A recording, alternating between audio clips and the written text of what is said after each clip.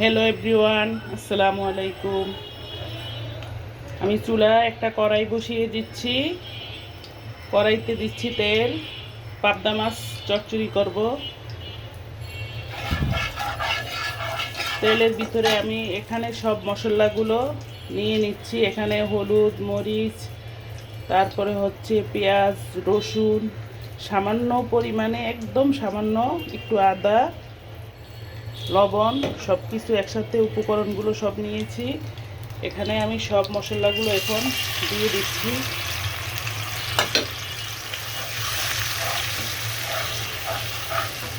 ভাবছি আজকে রেসিপি দিব না, মানে শরীরটা অনেক খারাপ লাগতে আছে।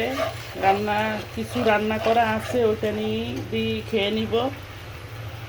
তো এই ভাবছি রেসিপি দিব না। তারপরে এখন দেখছি যে মানে পাবদা মাছটা আমার ছেলে একটু পছন্দ করে, এজন্য কাটা কুটা একদম ধোয়া পরিষ্কার করা আছে, তাই করে একটু রান্না করে দিই ওকে, ও যেহেতু পছন্দ করে। তারপরে ভাবছি যে আমার দর্শকের সাথেও আমি একটু শেয়ার করে নেই রান্নাটা। পাবদা মাছ চচ্চড়ি, আমার রেসিপিতে পাবদা মাছের কোনো রেসিপি নেই।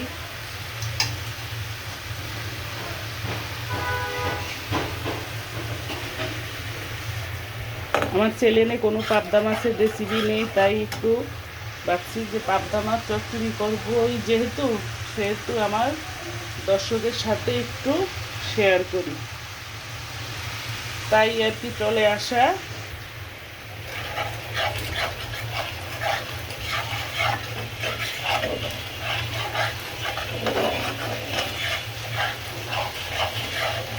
মশলাটা আমার কষানো হয়ে গিয়েছে, একদম সুন্দর মতো কষিয়ে নিচ্ছি। এখন দিব হচ্ছে সেই পাবদা মাছ। এটা হচ্ছে নদীর মাছ। আমি কেটে কুটে ধুয়ে পরিষ্কার করে আগেই রেখেছি, ফ্রিজে ছিল। তারপর হচ্ছে বের করে বরফটা ছাড়িয়ে হলুদ লবণ দিয়ে মাখিয়ে 15-20 মিনিটের জন্য রেখে দিয়েছি। এখন বসিয়ে দিব। নদীর মাছ সেহেতু আমি সব মশলাগুলো পাটায় বেটে নিচ্ছি। আমি হলুদের গুঁড়া শুধু দিয়েছি, হলুদের গুঁড়ো, আর হচ্ছে মরিচ, পেঁয়াজ, রসুন, এগুলো হচ্ছে সব আমি পাটায় বেটে নিয়েছি। সাথে সামান্য একটু, একদম অল্প করে একটু আদা বাটা দিচ্ছি। এসব মাছের সাথে আদা বাটাটা যায় না, তাই অল্প করে একটু দিয়ে দিচ্ছি। এখন মাছটা এইভাবে কষিয়ে নিব। এভাবে কষিয়ে নিয়ে কিছুক্ষণ পরে কষিয়ে নিয়ে তারপরে হচ্ছে পানি দিয়ে দিব ঝোলের জন্য।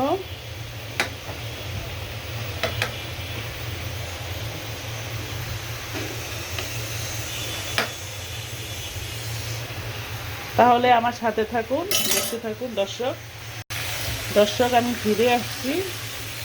আমার মাছটা কষানো হয়ে গিয়েছে। এখন আমি ঝোলের জন্য পানি দিয়ে দিচ্ছি, অল্প করে পানি দিব, মানে চচ্চড়ি করে নিব মাছটা।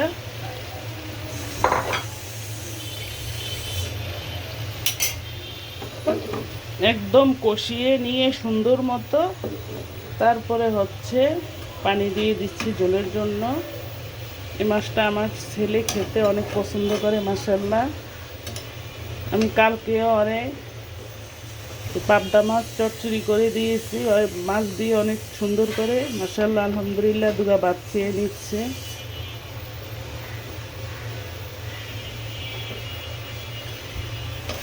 সরি, গতকালকে না, পরশু দিন।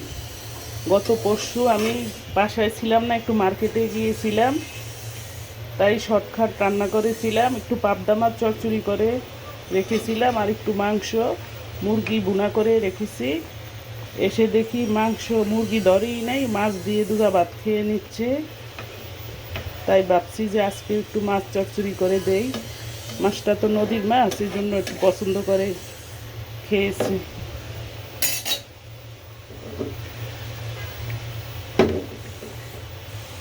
আমার সাথে থাকুন দর্শক, আমার চ্যানেলটা সাবস্ক্রাইব করে দিবেন প্লিজ, আপনাদের কাছে অনুরোধ।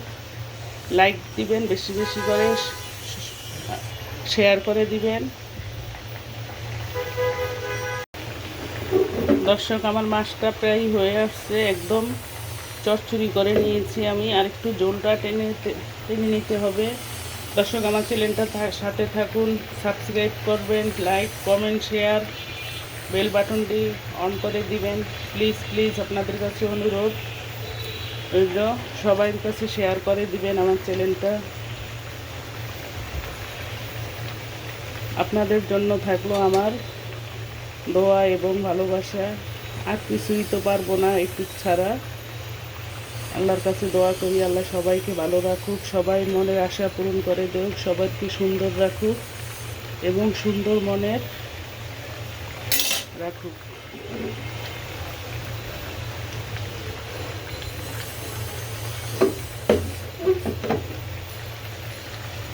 আর একটু বুনা বুনা করতে হবে।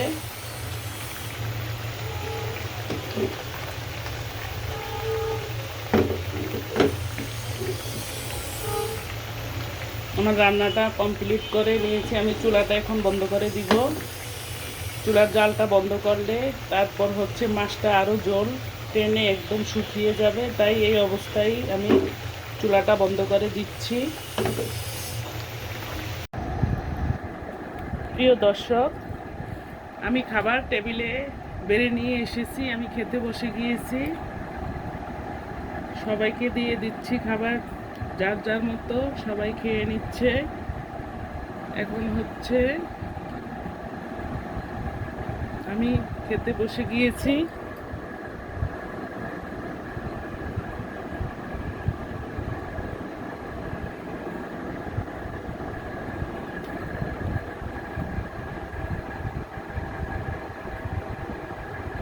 এখানে আমি বেড়ে নিয়েছি পাবদা মাছ আর হচ্ছে কচুর শাক ভাজি। এটা হচ্ছে কচুর শাক, এটা হচ্ছে পাবদা মাছ।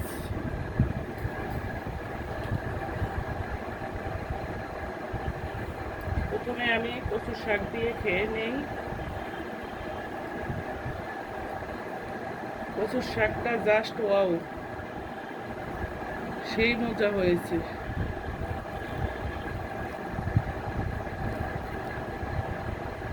বিসমিল্লাহ।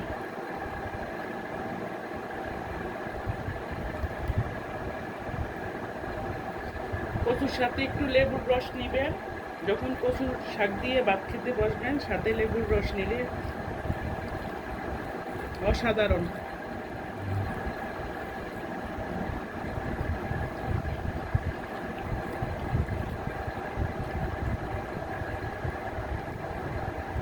দারুণ দারুণ দারুণ হয়েছে।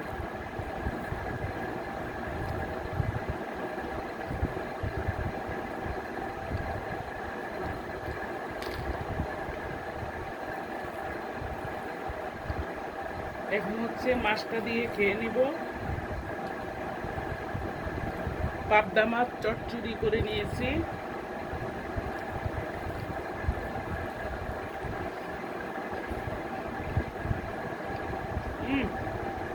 Just wow.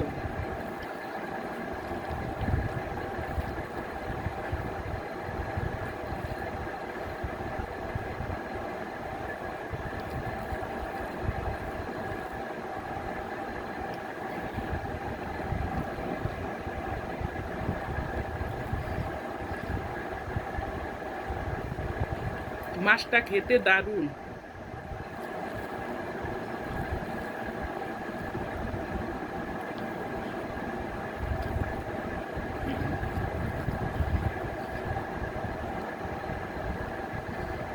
পাবদা মাছে তো কাঁটা কম, তাই বাচ্চারা খেতে পছন্দ করে।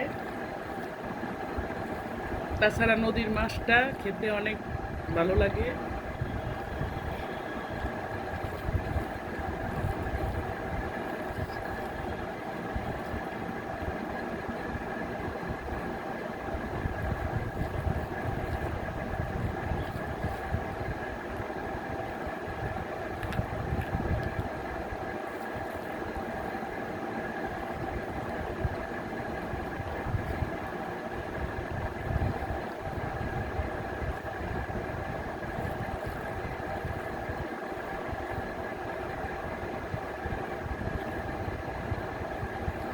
এক পিস মাছ দিয়ে সব ভাত শেষ করা যাবে। মানে এত টেস্টি হয়েছে মাছটা, বিশ্বাস করেন অসাধারণ হয়েছে।